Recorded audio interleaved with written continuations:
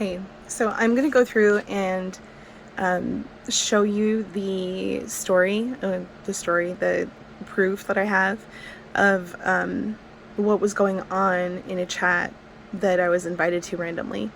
Um, if I combine the two together, it's going to be like well over 30 minutes, but it'll show you that we were all just trying to figure out. It was like we were part of some kind of game or like, I don't know, weird psychological something or other. Um, and there was quite a bit to it. I ended up having a full on conversation with somebody, and it was interrupted by somebody else who essentially was talking about marriage, and how they have 2 million in the bank, and those messages disappeared, including the ones that said, "Oh, isn't it funny how those messages disappeared?" Um, I think I have pictures of them, but I would have to look, and I don't want to spend the time to do it. So, uh, without further ado, here is the story of Open from March 20th through the 24th, I think, of 2022. So, I was invited to this app called Open back in March of 2022. It's pretty interesting in all of the things that go into this. Like, you can see, this is one chat room. There's multiple in here, but everybody's name is like introspective ostrich, fearless chipmunk, truthful butterfly, hopeful sheep. I would have been connecting walrus. However, I had already participated in the chat. My name was something different. So, and it's now, this whole thing is shut down. Um, in any case, introspective ostrich says, "What time and date did you get your text message to join?" May 23rd at 3 o'clock. Fearless Chickman. Yesterday. Truthful Butterfly. Like, everyone, we're just invited to this thing randomly, right? Everyone's supposed to be like a friend or a friend of a friend. I need to go back and check my messages. Hold on. Mine was the 17th of March at 12:22. I think 3 days has been the longest. Friday evening. Mine was today. When did you send out invites? I never sent one here because I'm a friend of a friend. A friend of a friend made the group. I don't know. At Truthful Butterfly, so the person above, so you already know who made this group. Is that me? If so, no, I was put in and I just downloaded this app. So, Introspective Ostrich is the one who started this. They're all just trying to figure out what happened and how come everybody's in here at this point. And so was I. This was like the 5th or the 6th chat room, and like the 3rd day that I had been a part of it. So, I'll just scroll through here a little bit. I think I was Blessed Monkey on this one. I also didn't... Were we all invited by a friend of a friend via text? My girl told me about the app. I downloaded it. I'm not convinced this is real yet. Can anyone prove it? Someone says, "What do you mean?" The same person says that I actually know any of the people that I'm talking to. We get flagged for asking who we are. So you're saying a friend of a friend put you in the group? We're just, again, figuring out what's going on here. I don't know. The more I get the friends of a friends and friends of friends of friends can be in the same chat, but I kind of want to know where it started, who added me on here first. Am I ruining the point of the whole thing? Someone says, just ridiculous. Started talking about their bad dream, which isn't the point of this room, so it seemed like just a distraction. I didn't invite my friends. It says you're a friend of a friend, so it's someone the two of us have in common. You could see there's no longer like the friend of a friend type stuff that's listed here. Previously, it would say it next to the name. Like Transparent Dalmatian would have friend of a friend listed next to it if they were the friend of someone in my phone. How the app knew that, I'm not sure, except it invited me through Google Voice.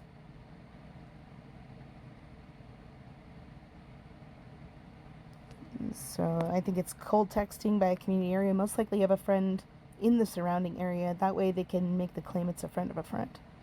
Introspective Ostrich is the only friend of a friend I have in here. What state is y'all? If it's an area thing, so they talk about that. Many of them are in Oklahoma. I'm in Arizona. I don't know what T-Town is. Are you graduated? I don't know where Locust Grove is. 2018, age group teens, college, early 30s, almost mid-20s. I think I said, are we all heathen or just born amongst them? Someone else was like, what? It's like, just throwing out random hypotheses. Someone else was like, I don't get it. Someone else was laughing. I said, it's okay, thanks for telling me, because it showed me different things. Someone's like, what do you mean? 40s, born a heathen and chosen to be born again. Blessed monkey, yes, at the same time, at one point in my life. I understood that. Reflective chipmunk. I don't think I talk anymore in here, but just so you could see, it's like there's lots of info through here, but not really a whole lot of anything that we can go off of, right? Someone's messaging for Texas. They're trying to figure out why this would even be invented. Someone else was like, they have DMs, because I could have clicked on anybody's name in here and started a direct message with that person individually, and it would have shown that we had started from this group together. Like, whoever invited me can't be real, and come forward, and I'm an understanding person. I love to have new friends. It's just crazy.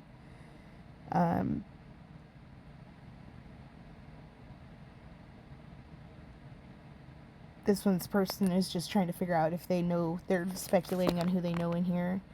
How close does one pay attention? Not much, somewhat. Did one of y'all's birthdays, like, just pass? No. Introspective Ostrich says they made the group because they were trying to figure out if it was a mass text to people in a different area code, and they're trying to figure out area codes. Tulsa. Oh my goodness, I can't say that word for nothing right now. Tulsa, Oklahoma. Then Muskogee. Everyone had the same area code. I'm 623 or 928 or 602. My area code on Google Voice is 918, I believe, actually. Anything you post will be visible to friends and their friends. The whole point is to be anonymous, therefore I feel the creator uses the word friend of a friend very loosely. Moved to a different state, but was in Oklahoma previously. Kept my cell number the same. Hilarious, because I'm in area code 918, and all of y'all apparently are too, but I'm like 10 and plus hours away from that area code now, so... And that's it. Like, this is a bunch of people just trying to speculate and figure out what is going on in here. And I was very intrigued. I found it extremely entertaining, to say the least. You can see the very first one that I got here was talking about suicide, and that freaked me out. People tell you, I think if I loved or forgave myself, then things would be better. I have an issue liking this person. We've been deceived into thinking something about something. I don't know. Anyone want to ramble about their significant other? This is the one we were just in. What day and time did you get your text? Let me pause this real quick so I don't waste your time. And when I find what I want to share next, I will. Alright, here's the chat dated March 20th. This was my first day in there. If someone wants to be in your life, is what it started. Okay. I'm going to start off where I read to. It's seriously serious. Where is the line? At what point does a person stop sending messages if they're not getting a response? Consider, if you call a female every day for 1 week and she's not available, do you stop trying? Is it internally marked on the heart by each perceived rejection? How much time should pass before it feels like rejection? And when the roles are reversed and it's a woman reaching out to a man, how does this change things? So I never got answers to those questions.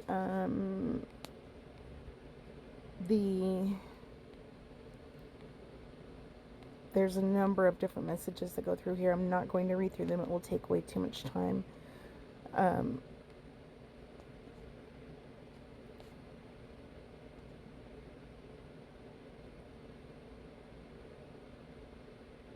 Okay, here we go. So they started talking about how horny different people are. Men are horny creatures. Someone else says we are all. So we're women, especially over 40.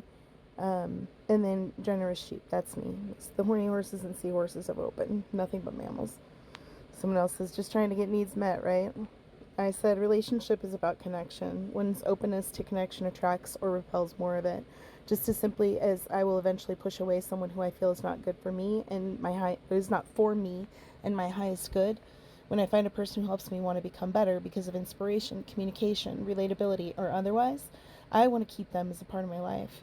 Not to meet my needs, but more for reciprocal growth.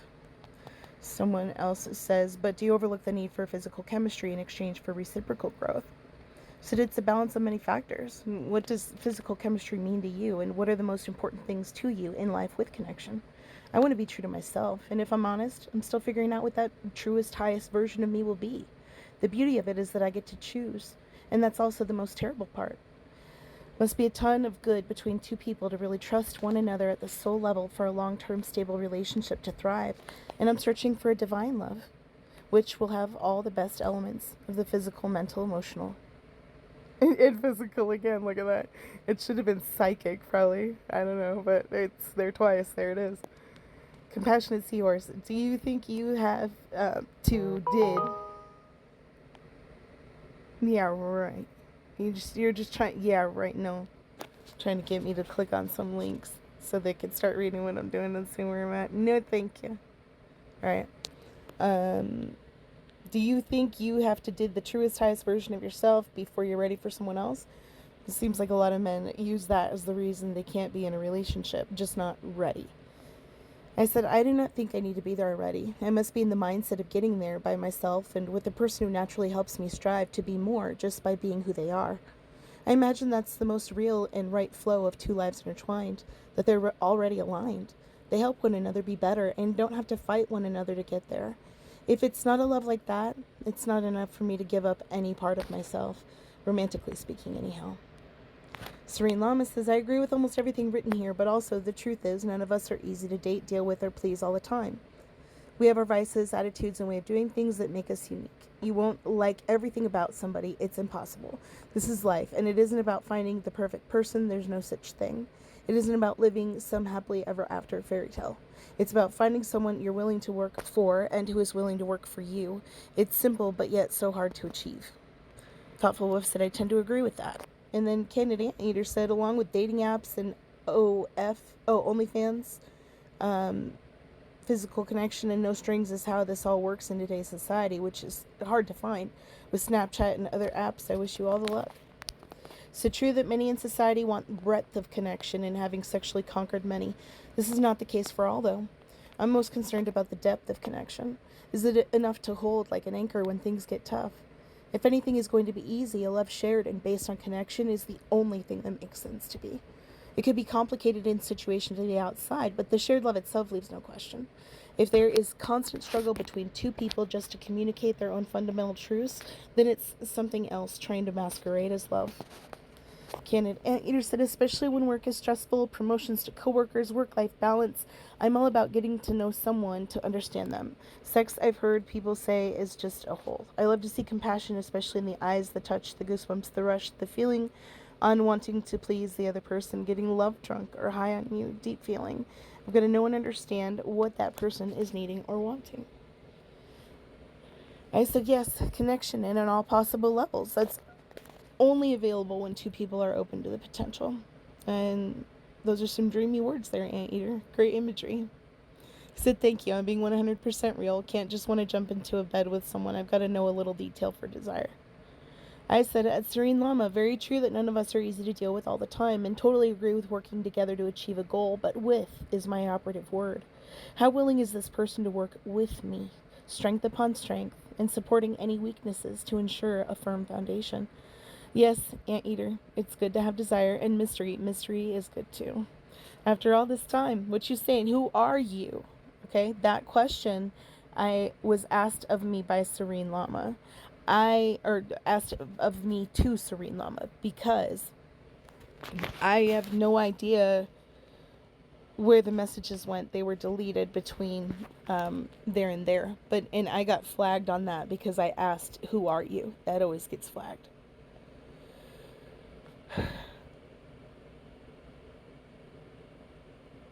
Then we got Candid Anteater mentally pushing past a fear. Ow! I just smacked myself in the face with my phone. Don't be mad at me, bro. Mentally pushing past a fear, companionship of knowing what is needed in the relationship, friends, lovers, or random acts of kindness. It starts with a positive attitude and willingness to strive for the best. Careers and personal life extremely important, tough challenges. Serene Lama says communication and honesty play such huge roles in success. Anteater said communication is key to anything and everything along with a great attitude. I said absolutely, and in my experience there's a certain level of displayed consideration for who I am on a personal level. As I'm telling you, Serene Lama asked me like to marry them or talked about marriage, and I'm like, I don't even know what's happening right now. 222 on the phone, you see that. I don't even know what's happening right now, but this is my response. I'm the type of person who could locate a loved one by feel in the city, but that's not all I'm about. I've gained a substantial amount of knowledge in my limited experience, and I enjoy conversation. If someone wants to be in my life, they'll do so and communicate it without forcing me to become more energetically sensitive to somewhat understand what's going on, and especially if they're unaware of what past traumas there have been. It does not make sense to risk it, and it doesn't feel okay. It's too much like the past. I want to focus on what I can do now to set up the future, the love, the life, the home, and relationship that's intended for my highest good. I want a love that only just loves and doesn't hurt. I'll wait for my whole life, if I must. I just hope I don't have to. That's what love's supposed to be. Openor said this late. I'm 40 years old. Said yes, absolutely. And bring many things to the table and oh, see, then it switched.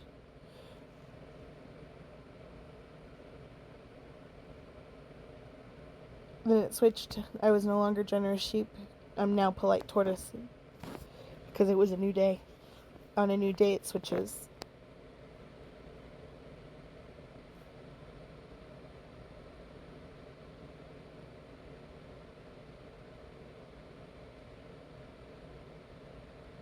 Oh, see, here you go. Here you go, look at, because he had talked about 2 million. Here you go, look at, you found out for sure, for sure. All right, generous sheep. Yes, absolutely. Bring many things to the table and are deserving of a love that lasts a lifetime. You absolutely bring many things to the table and are deserving of a love that lasts a lifetime. You're worthy of respect and consideration. Those are big promises and beautiful ones too. Reflective Frog says, I feel like as people we lean towards what's familiar to us and not what we need, whether it's good or back. My suggestion, take back your life, my guy, and reach out to those that got caught up in the crossfire and at least give the closure. Some of them might still want to be a part of your life, but some may not. You're not a villain. You are worth more and you deserve happiness. Good or bad, this isn't me attacking you or anything, but your top priority should be yourself. Well, let your time don't let the your time is your time like that. 2 million, there's only so much it can be spent on. And then someone says them, and that's messed up on so many levels.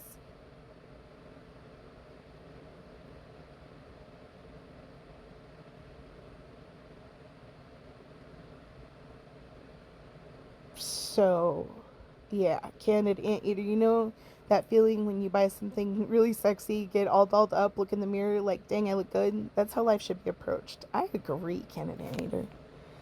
Compassionate Seahorse at Serene Llama. I appreciate where you're coming from. You are very passionate, but it's a lot, you know. Maybe bring it down a notch. If this is how you text the guy you're talking about, I can understand why he would pull back. Because I was attacked, like for real. I feel like that couldn't be worded. A little better though at Compassionate Seahorse. Seahorse is why I'm just being real and honest. Maybe that's the issue. I mean, come on. If that was too harsh, then what's the point of the conversation? The purpose of the app is to be honest and open. Tortoise says the brain is the largest sex organ. I think you should get some sleep. Why are you up for 2 days? Insomnia probably. Grab a hold of that man and lay it on him. You'll sleep. Kangaroo says you're sounding a little defensive at Seahorse. What you said is necessary and open how you think, and that's fine, but that last remark was uncalled for. There's a difference between being brutally honest and unexpectedly hurting others' feelings and being open and honest while considering others by approaching your words in a way where you're still authentic with better adjectives.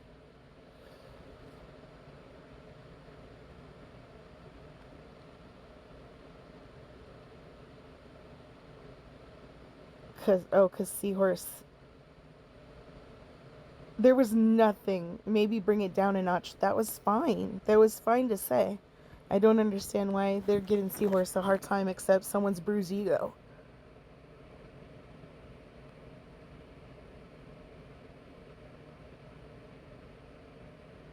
Authentic with better adjectives. What better adjectives?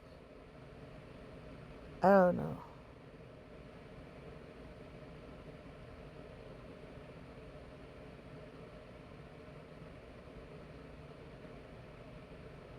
See, I'm not lecturing you. I don't create a narrative from your assumptions of me. You don't know me like that. I'm just saying Serene Lama is probably going through a lot. It wouldn't hurt to ask how they feel and why they word things the way they do. They said they felt overwhelmed and feel like they don't have the confidence in themselves to take care of their own. I'm not going to go and say there too much at this time. Maybe bring it up when the time is right to do so. Maybe we all just need someone who listens. Not every action needs a reaction. This is wise. Someone else says. Someone else says what? Listen, people are too busy talking to listen. The entire purpose of this thread was if someone wants to be in your life, they'll make time for you. That was the Serene Lama's initial issue, although not her thread. I'm simply saying if the conversations she has with the guys she's trying to win over are anything like this thread, then maybe she needs to lay off, back away, and give it some time. If she doesn't want to pressure him or make him feel overwhelmed, then that's the only way to go. Let him have some space. If she is anxious and he is backing away, then there's likely an anxious avoidant relationship in play. Read up on attachment theories, read of lots of books and Google searches that can help bring clarity. No, it's funny that that's said because at the same time that this is going on, I messaged a friend of mine talking about anxious and avoidance attachment styles. And it's a lot. It's extra because to me this was like a whole nother level of a game that was being played with my mind. But I got through it. I totally got through it.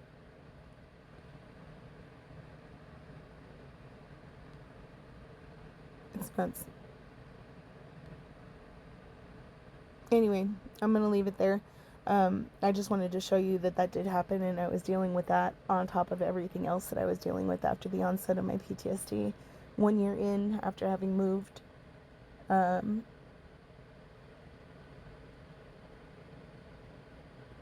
it was intense. Anyway, have a wonderful day.